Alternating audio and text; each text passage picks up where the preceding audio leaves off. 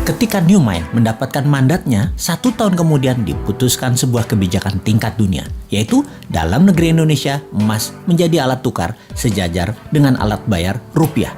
Emas bisa ditransaksikan sebagai alat tukar selain alat bayar rupiah. Itu semua resmi disahkan. E-Gold adalah transaksi berbasis fisik emas dan digital dengan menyediakan 10.000 ATM Gold dalam 3 tahun di seluruh Indonesia. Dengan adanya ATM Gold, semua orang kalau memerlukan fisik emasnya bisa dalam 24 jam melakukannya. Kemudian, transaksi antar negara dengan Indonesia akan menggunakan emas sebagai alat tukarnya 3 tahun kemudian setelah kebijakan nasional itu dijalankan. Diharapkan dalam 3 tahun setelah hal ini, semua di regional ASEAN, e-Gold menjadi alat tukar resmi antar negara ASEAN dan negara Selatan Pasifik. Dalam 5 tahun, seluruh tambang emas Indonesia menjadi underlying emas fisik e-Gold.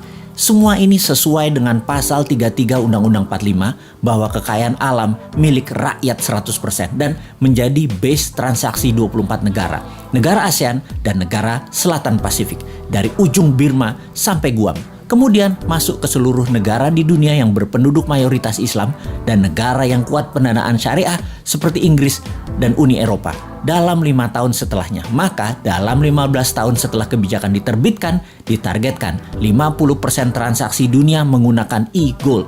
Emas adalah pengadil yang adil. Indonesia akan menjadi negara pertama bebas inflasi. Kemudian diikuti negara-negara regional dan dalam 15 tahun 50% dunia bergabung dalam dunia tanpa inflasi. Harga emas akan dibuat diam, tidak bergerak, tidak di-floating lagi berdasarkan demand dan supply agar oligar dan globalis tidak bisa bermain harga. Harga emas akan diam, dipatok diam. 1 gram emas sama dengan 1 juta rupiah. Sisa dunia menyesuaikan harga tersebut. Sejak saat itu, harga di dunia dimanapun atas barang yang sama adalah sama. Sungguh, kita memerlukan konsep bernegara yang sontoloyo untuk membuat Indonesia menjadi negara superpower. Kita tidak butuh populis, tidak butuh diliput kegiatan kecil-kecil. Kita butuh gerakan besar yang berani. Seberani pejuang kemerdekaan tahun 45 ketika mereka ditangkap dan dieksekusi sekutu, juga dieksekusi Belanda. Mata mereka tidak terpejam, wajah mereka tenang, tidak menunjukkan ketakutan atau kemarahan. Wajah mereka seperti diliputi cahaya. Itu kesaksian banyak para tentara asing yang bertempur melawan kesatria bambu kuning tersebut. Semua itu membuat mereka ragu perjuangan mereka, para tentara sekutu dan Belanda itu. Karena di bawah sadar mereka tahu, kesatria bambu kuning ini dibela alam, diberkahi Allah, Tuhan semesta alam.